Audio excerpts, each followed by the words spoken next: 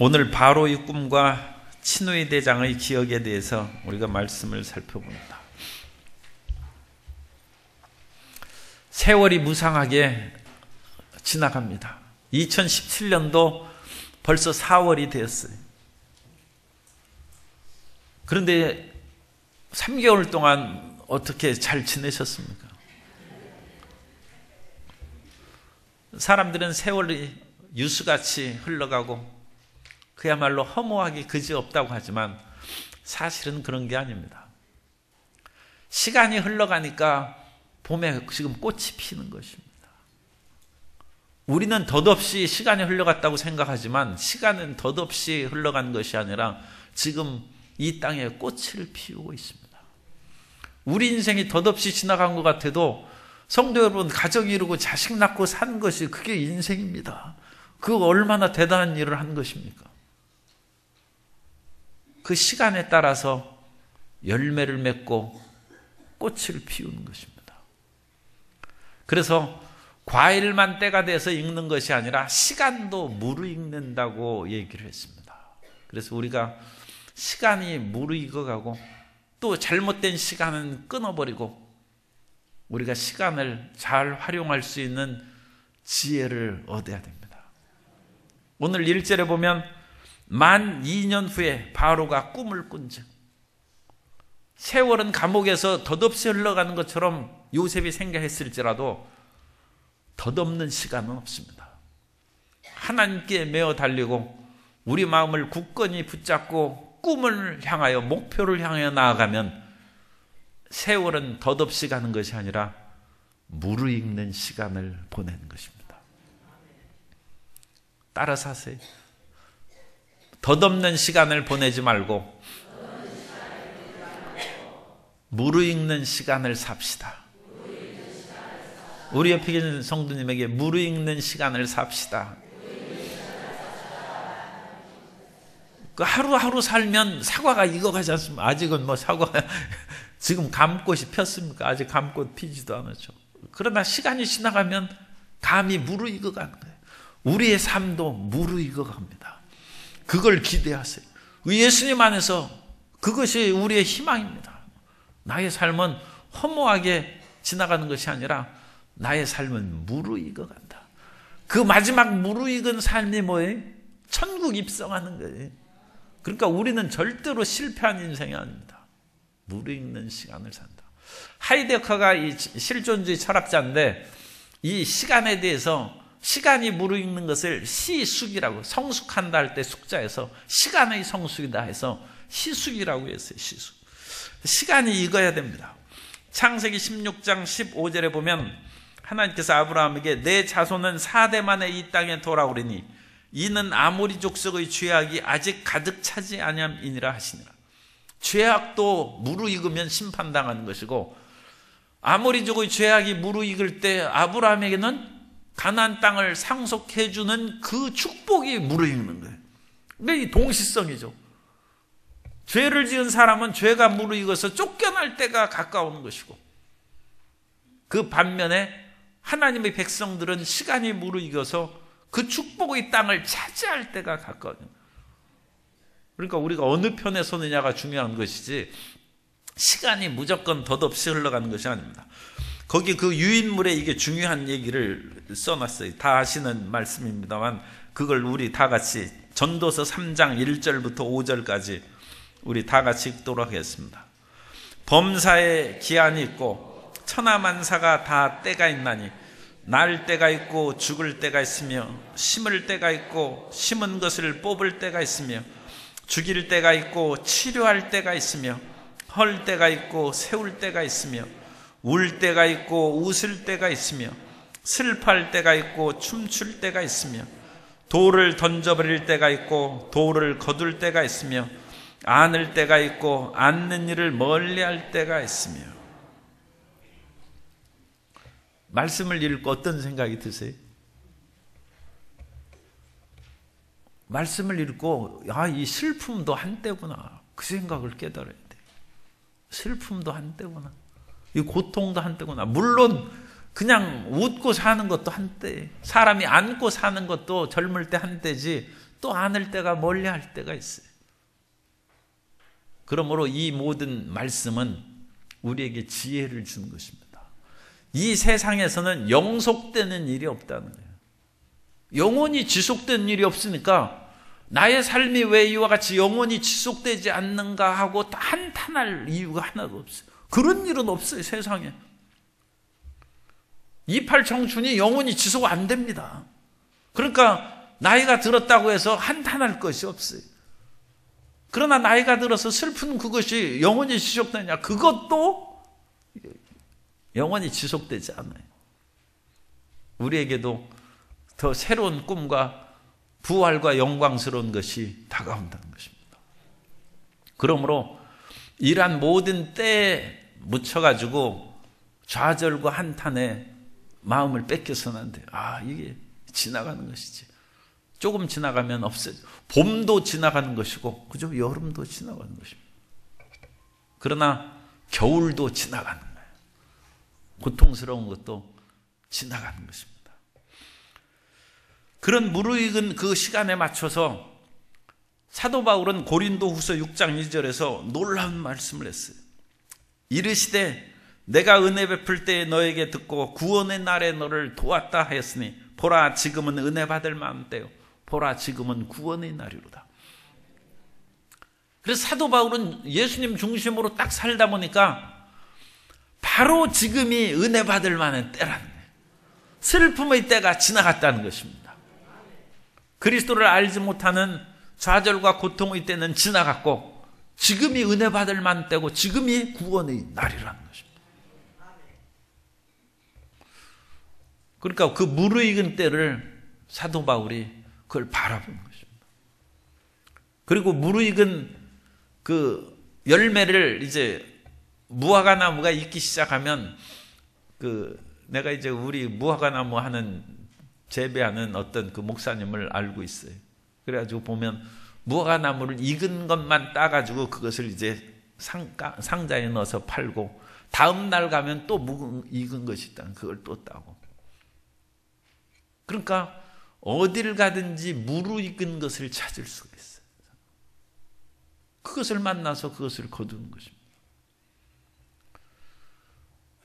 어거스틴은 자기 그런 젊을 때의 그런 정욕으로 말미암아 상당히 방탕한 생활을 하고 그런 생활에 한번 빠져들면 이 습관이라는 것이 무섭기 때문에 그것을 끊기가 굉장히 어렵습니다. 그래서 예수님을 믿은 후에도 그런 생활에서 자기를 절제하고 버리기가 쉽지가 않았어요. 그러나 계속 기도합니다.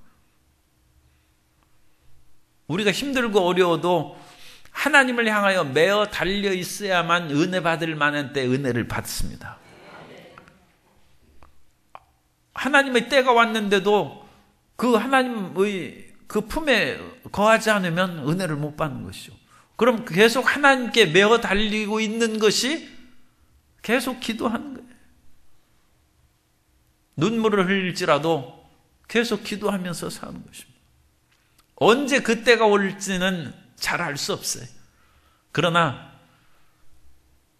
하나님께서 우리 인생이 유한한 것을 아시는데 이 짧은 인생 사는 인생에게 그렇게 오래 기다리게 하시겠어요?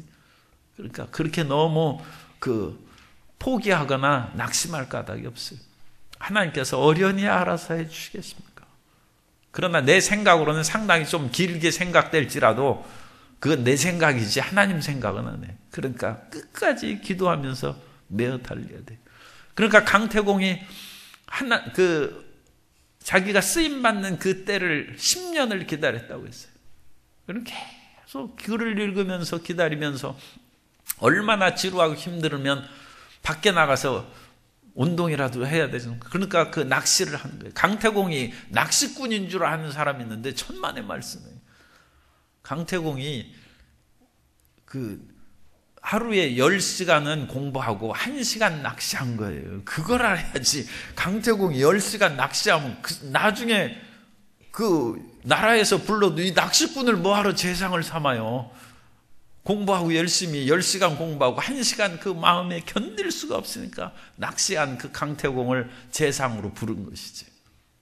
그러면서 시간을 기다린 거예요. 무르익을 때를 기다린 거예요. 그 어거스틴이 그것을 계속 기도하면서 부르짖고, 하나님, 어느 때 내가 이 죄악의 그런 유혹에서 벗어나고 끊어질 그 날이 다가오겠습니까? 그렇게 기도하고 그대로다가 어느 날 정원에서 아이들이 가서 이 책을 읽어라 하는 그 노래소리를 듣고 집 안으로 뛰쳐 들어가서 성경을 읽습니다. 그 성경을 읽는 것이 그 유명한 고린도전서 13장 13절 이하 말씀입니다.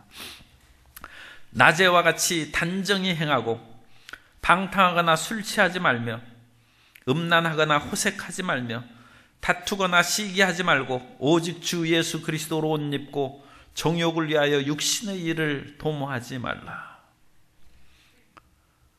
그리고 그 말씀을, 기도를 계속하면서 하나님의 때가 이르렀을 때 그 말씀을 딱 읽는 순간 자기 가운데 잡아당기는 죄악의 그런 밧줄이 뚝뚝뚝 끊어지는 것을 체험합니다. 벗어버리는 거죠. 그 애벌레들이 이제 그 잠자리나 그런 것들이 그 허물을 벗지 않습니까?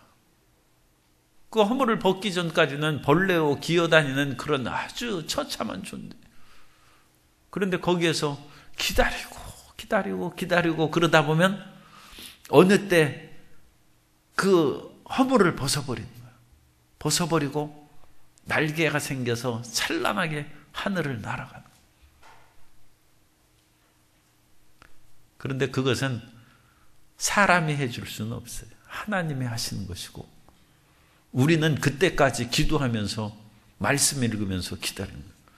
옛날에 조인규 원로 목사님이 그 벼가 이렇게 싹이 나는 것을 보고 너무 안타까워서 그것을 조금씩 뽑아줬어요.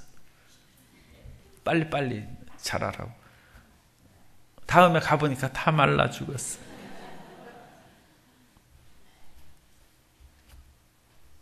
그리고 잠자리도 애벌레에서 이렇게 나오는 것을 보고 아침에 학교 갈 때 그것을 조금 꺼내주었어요. 그랬더니 거기에 개미떼가 올 때 보니까 가득하다. 죽었어요. 아무리 힘들고 어려워도 자기가 거기서 빠져나와야 몸에 기름이 쫙 칠해지고 날개가 펴질 수 있는데 그걸 사람이 뽑아놓으면 안 된다. 또 어느 때는 감자를 심었는데 그 몇 개 심어가지고 했는데 그 아버지는 감자 심으면 돌보지도 않아. 그런데 그렇게 무정하게 농사를 지면 되나 싶어서 조 목사님은 아침마다 그걸 한번 뽑아보고 다시 그것을 다 해주고, 그래 잘 자라거라 해서 다시 흙을 다듬다 해주고 또 뽑아보고 아직 한 잔 또 때가 되어서 아버지가 심은 감자에는 그야말로 무수하게 감자에는 자기가 한 것은 그건 말라 죽었어요. 말라 죽었어요. 인내로서 기다리는 거예요. 아무리 답답하고 힘들어도, 그러니까 믿음을 갖는 것이고, 믿음을 갖는 것이고, 성령의 그런 은혜와 은사가 우리 속에 필요합니다. 그래서 방언 기도라도 하고 하나님의 그런 은혜 체험이 있어야죠. 그것을 붙잡고 사는 거예요. 그거 하나 붙잡고. 그러니까 춘향이는 이도령이 그 다시 온다는 말 하나 붙잡고 그냥 사는 거예요. 믿을 수는 없지만 그래도 그거라도 있어야 좋다겠어요. 우리는 말씀을 그 붙잡고 그걸 가지고 그렇게 살아가는 거예요. 그래서 어느 때까지 그것을 참느냐? 시간이 무르익을 때까지. 시간이 무르익어야 시숙이 돼야 이 일이 풀리는 것이지, 시간이 무르익지 않으면 안 됩니다. 그래서 이 무르익은 그런 시간. 그리고 이 세상에서 여러 가지 유혹이나 그런 것이 다가올 수 있어요. 그래서 자칫하면 헛된 그런 시간으로 세월을 낭비할 수 있어요. 그런 시간은 끊어버려야 됩니다. 그것을 시간 재단이라고 그럽니다. 어떤 시간은 끊어버려요. 시간을 재단. 그리고 하나님의 시간 안에서는 무르익기를 끈질기게 기다리는 거예요. 그 요셉이 어쨌든 간에 이 놀라운 일을 하는 거예요. 감옥에서 그 누워있으면서 그냥 요셉이 내 인생이 이제 끝났다 해가지고 누워있고 그랬으면 요셉은 총리가 못 됐을 것입니다. 그런데 감옥에서도 부지런하고 성실해서 술 맡은 관원장과 떡 맡은 관원장을 돌볼 수 있는 사람이 워낙 성실하고 착하니까, 부지런하니까. 요셉이 그 때를 기다려. 거기에서 자기 자신을 좌절하고 포기해서 내가 죄도 없는데 감옥에 갇혀 있다고 매일 철창에나 붙잡고 그 소리 지르고 그러면, 이건 좀 무서운 얘기입니다만, 그러면 독방에 갇혀요. 그리고 심지어 소리 지르고 그러면 입을 소리 못 지르게 막는 그런 것도 있어요. 소에다가 이 망을 씌운 것처럼. 그렇게 되면 자기는 비록 무죄하고 억울하다고 할지라도 오히려 그것으로 인하여 다른 사람들에게 피해를 주기 때문에 더 큰 형벌을 받고 유익이 되지 않아요. 그것을 참고 기다리고 묵묵히 일하는데 만 2년이 그래가지고 이제 술 맡은 관원장하고 떡 맡은 관원장이 꿈 해몽하고, 그것도 얼마나 억울하고 분합니까? 내가 사람들에게 도와주고 그렇게 잘했는데도 그야말로 나를 배신하고 그러다니 분노가 생기죠. 그런데 그런 속에서도 끝까지 기다리니까 2년이 지났어요. 만 2년 후에 하나님의 때가 됐어요. 왜 시간이 무르익는 거예요? 시간. 아직 2년 전에는 시간이 무르익지 않았어요. 하나님은 요셉 한 사람만 살리는 것이 아니라 이집트 전 세계를 주님께서 살려야 되고, 더 나아가서 가나안 땅의 야곱의 모든 가족들의 그런 삶의 정황도 다 이끌어가서 그때 초점을 딱 맞춰가는 거예요. 그 하나님의 위대한 경륜을 요셉이 자기 혼자 신세 한탄하고 빨리 해달라고 하면 되겠어요? 지금 그것으로 빨리 당기면 다른 사람들이 어떻게 될지 그거 우리는 짐작할 수 있습니까? 이 세계 인류 역사가 톱니가 맞물려 가듯이 그렇게 해서 진행되는데, 그러니까 하나님의 때에 맡겨야죠. 총리가 되는 것이 단순히 자기 혼자 출세하는 것입니까? 이집트를 살리고 가나안 땅에서 지금 야곱의 70인의 가족들이 거기에서 이제 때를 만나서 와야 되는 그런 모든 것이 성숙해야죠. 그러나 하나님께서 그 때가 딱 되자 바로에게 꿈을 주십니다. 바로가 요셉을 만날 수 있는 계기가, 그 고리가 2년 전에 술 맡은 관원장과 떡 굽는 관원장에게 꾼 꿈이야. 하나님은 이미 2년 전부터 계획하고 일을 시행해 나간 거예요. 하나님은 다 예비하신 하나님이에요. 그러니까 요셉이 우연하게 그 꿈을 해몽해 준 것이 아니에요. 하나님께서 이 꿈을 통해서 바로가 요셉을 부르고 만날 수 있도록 해야 되겠다. 하나님은 미리미리 계획 다 해놓고 그 스케줄에 따라서 진행해 지금 나가는 것입니다. 그래서 바로가 꿈을 꾼즉 그 밤에 비슷한 꿈을 2번을 꾼 거예요. 그래서 나일강 하수에 그야말로 살찌고 멋진 그 7 암수가 나타나고, 그 다음에 파리하고 그야말로 그 나쁜 흉악한 암수가 나타나고, 그러니까 7이라는 그 숫자가 이제 중요한 것이죠. 7이 상징하는 것이죠. 그런데 그 7 살찌고 아름다운 암소를 뒤에 나오는 7 흉악한 암소들이 다 먹어버렸어요. 여기서 이제 암소는 그 이집트의 그런 이시스 여신을 상징하는 것이다. 뭐 그렇게도 해요. 왜냐하면 이 이시스 여신의 그런 상을 보면 위에다가 태양 원반을 이렇게 다고, 그래서 이시스는 태양신의 어머니입니다. 그래서 태양을 안고 거기에다가 솥불 같은 2개가 이렇게 뿔이 달려 있어요. 뿔이 달려 있고 이 머리 위에 태양을 이렇게 얹고 있는 그런 그 그림이 나타납니다. 그런 모습이. 이시스. 그러니까 그런 풍요와 어떤 생산을 나타내는 그런 신이 이시스라고 할 수 있는데, 뭐 특별히 그 뭐 신하고는 뭐 연관 안 시켜도 상관없어요. 어쨌든 풍요로운 그런 시절이 다가오고, 또한 7 흉악한 그 암수들이 그 풍요로움을 다 없애버릴 것이다. 그리고 나서 잠깐 깨었다가 또 잠이 들었는데 이번엔 7 이삭의 꿈을 꾼 거예요. 7 이삭이 풍성하게, 그건 뭐 풍성한 풍년의 그런 꿈입니다. 그런데 또 이 동풍은 동쪽에서 불어오는 뜨거운 바람입니다. 그러므로 그런 바람이 불어오면 곡식이 자라날 수 없죠. 그러니까 그건 가뭄이 드는 것을 말합니다. 오늘날에도 감신이라는 동남풍이 불어오면 모든 것들이 초목이 말라버립니다. 그래서 그런 바람이 불고 그 흉악한 일곱 이삭들이 살찐 일곱 이삭을 다 먹어버리는 거예요. 그러니까 풍년이 다 없어지는 것이고 풍요함이 사라지는 것이죠. 그래서 그런 이제 꿈을 꾸는 거예요. 그리고 그 꿈을 꾼 후에 바로가 그 꿈을 이제 모든 그 점술사하고 현인들, 이 점술사는 여러 가지 징조나 그런 것을 그려가지고 거기에서 징조를 얻어낸 것입니다. 그래서 각양의 그런 그 그림이나 또는 짐승을 잡아서 그 짐승의 간이라든지 그런 내장의 배열 상태를 보고 또 어떤 그 예언적인 징조를 알고 다양한 그런 점치는 방법들이 고대 세계에서 많이 있습니다. 그러니까 그런 점술사들을 불러서 자기 꿈을 해몽하라고 하니까 해몽을 못하는 거예요. 현인들은 그 당시에 지혜로운 사람들입니다. 그런 지혜로운 박사들을 불러서 그것을 또 해몽을 못하는 거예요.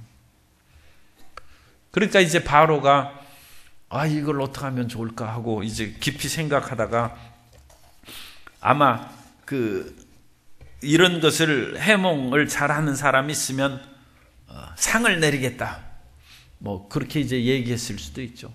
그래가지고 모든 사람들에게 내 꿈을 해몽할 지혜로운 사람들을 찾으라. 그러니까 이 술 맡은 관원장이 이제 그것을 기억해서 9절에 보면 술 맡은 관원장이 바로에게 말하여 이르되 내가 오늘 내 죄를 기억하나이다. 이것은 겸손의 뜻이죠. 자기가 뭐 특별히 바로에게 그 꿈을 뭐 해몽 잘하는 요셉을 미리 얘기할 만한 그런 일은 없죠. 지금까지는. 그러니까 그런데도 불구하고 이 바로 그 술 맡은 관원장은 옛날에 자기가 감옥에 들어갔고 또 그때 왕의 마음을 좀 거스린 뭐가 있었을 것이니까 그런 것들에 대한 그런 미안한 마음도 있고 그러니까 그런 표현을 했겠죠. 그래서 자기가 꿈 해몽에 대해서 길을 이제 왕에게 가르쳐 드리겠습니다 하고 술 맡은 관원장이 새카맣게 잊어버렸다가 그걸 기억하는. 그러니까 사람이 그렇게 잊어버리고 있다가 어느 날 갑자기 그냥 돈 뭉치 가져오면서 내가 30년 전에 빌린 돈인데 이자까지 쳐서 가져왔습니다. 그거 기억나게 하는 것이죠. 그래서 기억나는데도 안 갚는 것으로 그거 어떡하겠어요. 그죠? 기억하는데도 여리저리 피하고 도망가고 그런 사람 붙잡으러 가다가 인생 피곤해지는 것이죠. 그런데 전혀 생각도 안 했는데 기억해가지고 가져오게 한다. 하나님이 하시는 것이죠. 그래서 하나님은 우리를 잊으신 것 같아도 하나님은 우리를 결코 잊지 않으신다. 이사야 49장 14절 이하에 보면 오직 시온이 이르기를 야훼께서 나를 버리시며 주께서 나를 잊으셨다 하였거니와 여인이 어찌 그 젖 먹는 자식을 잊겠으며 자기 태에서 난 아들을 긍휼히 여기지 않겠느냐. 그들은 혹시 잊을지라도 나는 너를 잊지 아니할 것이라. 하나님은 우리 삶을 잊지 않으십니다. 그래서 하나님이 나를 이렇게 내버려 두고 그럴 수가 있나 그런 생각할 건 없어요. 하나님은 우리 삶을 결코 잊지 않습니다. 뿐만 아니라 하나님께서는 우리의 죄도 회개 안 한 죄는 잊어버리시는데 회개 안 한 죄는 하나님은 기억하고 있어요. 그래가지고 우리가 기도를 열심히 해서 성령 충만해지면 성령께서 우리 죄를 다 기억나게 하십니다. 그래가지고 진정한 통회와 자복의 그런 회개 기도가 이루어진다는 것입니다. 그건 성령께서, 그건 하나님 아닙니까? 하나님께서 우리 죄를 기억하고 있는 거예요. 우리는 잊어버렸어요. 죄 짓고 뭐 그까지 하면서 잊어버렸는데 하나님께서는 그 모든 것을 다 기억나게 하셔서 그것을 낱낱이 고백하고 그리스도의 보혈로 죄 사함을 받게 해 주신다는 것입니다. 그러니까 그 회개는 반드시 있어야 됩니다. 그런데 그것을 그리스도 예수 안에서 철저하게 회개한 후에는 다시금 그것을 회개할 필요는 없어요.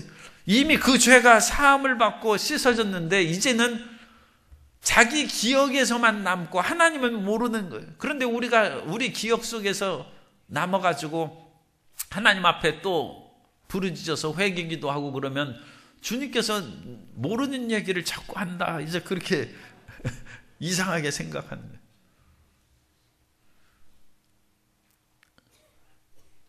일종의 그 사람들은 자기 죄에 대해서 그 스스로를 변명하는 그런 그 기능이 있어요.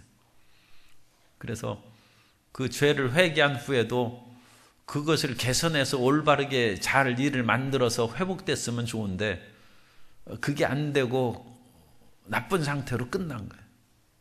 그 나쁜 상태로 끝난 것을 끊임없이 되씹고 되씹음으로써 일종의 자기 변명을 하고 자기 고통을 그냥 조금 줄여보려는 그런 생각을 합니다. 그런데 그것은 회개가 아니에요. 그것은 하나님께서는 회개를 했으면 그것은 잊으셨습니다. 그것은 자기 속에서 스스로를 그렇게 방어하고 일종의 자기 그 변명을 계속하는 것이죠. 우리는 그럴 필요 없어요. 우리가 하나님 앞에 죄 사함을 받고 용서함을 받았으면 그것을 정리하고 잊어버려야 돼. 잊어야 돼. 그리고 그런 것이 떠오를 때마다 나는 그리스도의 보혈로 씻음 받았다. 이것을 기억나게 함으로 내 마음을 괴롭게 하고 자꾸 나를 과거로 이끌어가서 묶어놓게 하는 흑암의 세력은 떠나 갈지어다.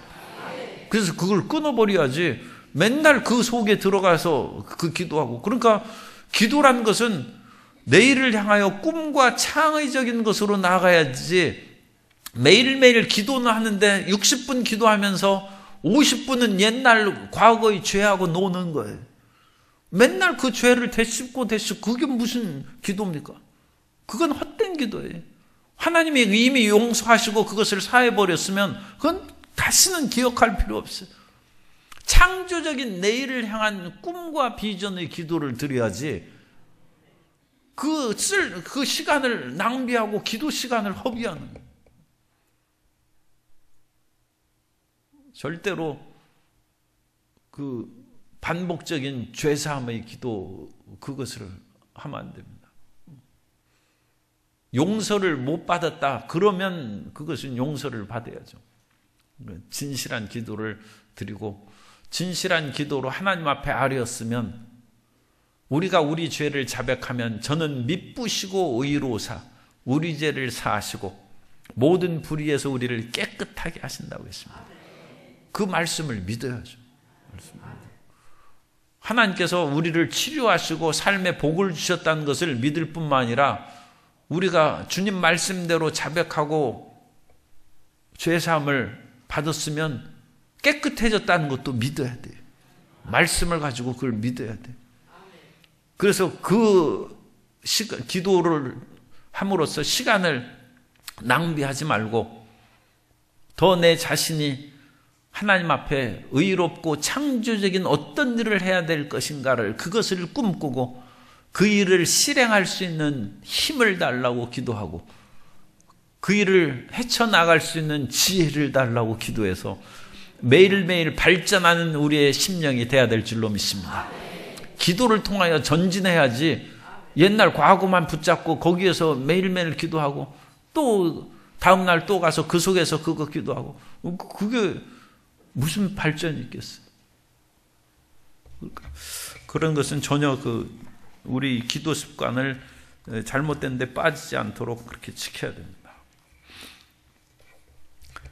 그리고 나서 이제 술 맡은 관원장이 그 얘기를 이제 하는 것입니다. 그래서 우리가 감옥에 들어갔을 때 그 하룻밤에 꿈을 꾼 즉 그런 놀라운 그 예언적인 그런 일들이 우리가 짐작이 되었다. 그래서 술 맡은 관원장은 그 꿈 해몽해 준 대로 복직이 됐고, 떡 굽는 관원장은 그 꿈대로 결국 복직이 되지 못하고 목이 달려 이제 결국은 매달려 죽었습니다.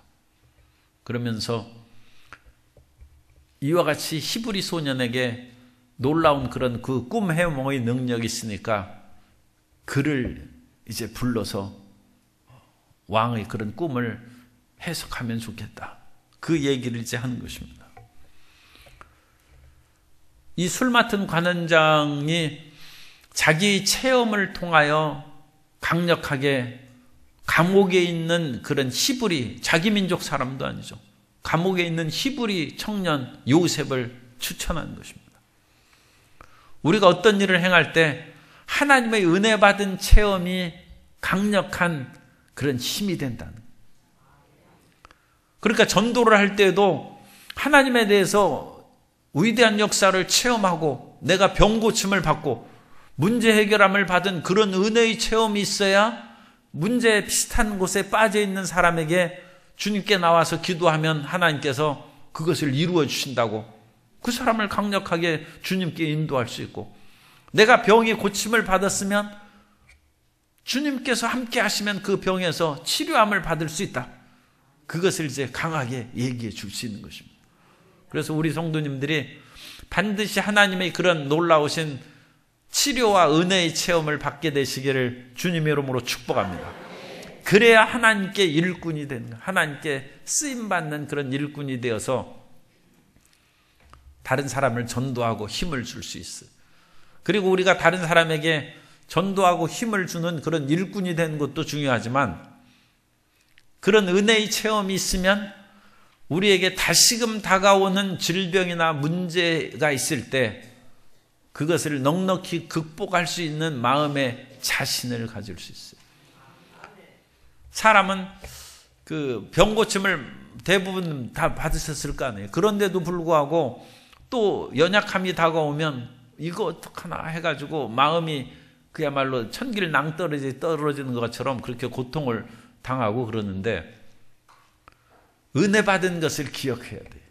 그래서 은혜 받은 그 기억이 기도의 그런 터전입니다. 그 반석 위에 딱 서가지고, 주님, 10년 전에도 나를 치료하신 하나님, 주님께서는 변치 아니하시고 회전하는 그림자도 없으신 즉 오늘의 이 상태에서도 나를 치료해 주실 줄 믿습니다. 그 기억의 반석 위에서, 은혜의 반석 위에서 기도한 것입니다. 주님께서 나를 처음 만났을 때 그 문제의 고통 가운데서 나를 해결해 주셔서 살려주셨는데, 지금 다가온 이 문제에서도 넉넉히 나를 해결해 주실 줄 믿습니다. 그 은혜의 반석에서 부르짖어 기도한. 그래서 그 마음에 자신과 확신을 가지면 주님의 위대한 역사가 우리 삶 가운데 다시 나타나게 될 줄로 믿습니다. 하나님께서는 우리에게 정하신 때에 역사해 주십니다. 그렇기 때문에 우리는 그 하나님의 정하신 때가 우리 가운데 다가올 때까지는 끝까지 기다려요. 끝까지. 그래서 믿음을 가지고 기다려야 되고 기도하면서 기다려야 됩니다. 그래서 만 2년이 지난 후에 하나님이 정하신 그 때가 되면 우리 가운데 반드시 그 하나님의 위대한 역사를 이루어 주십니다. 그 때가 무르익는 때이고, 그 무르익는 때가 되기까지는 우리 마음을 흔들거리나 변심해서는 안 돼. 우리 마음이 변심해가지고 그 때를 못 참고 뛰쳐나가면 그거 안 되죠. 그러니까 곰과 호랑이가 그 마늘과 쑥을 먹으면 사람이 된다고 했는데 그것을 못 참고 호랑이가 뛰어나가가지고 결국 사람이 못 됐지 않습니까? 그런 것처럼 우리는 한 번 예수님을 믿고 은혜 받은 체험이 있고 성령의 체험이 있으니까 지금의 어떤 상황에도 나는 결코 뒤로 물러가지 아니하고 끈질기게 나는 하나님을 바라고 나아간다. 그러면 반드시 하나님께서 역사하시고 도와주실 줄 믿습니다. 그때까지 기도로 전진함으로 응답받고 하나님의 영광을 드러내는 우리 성도님 되시기를 주님의 이름으로 축복합니다.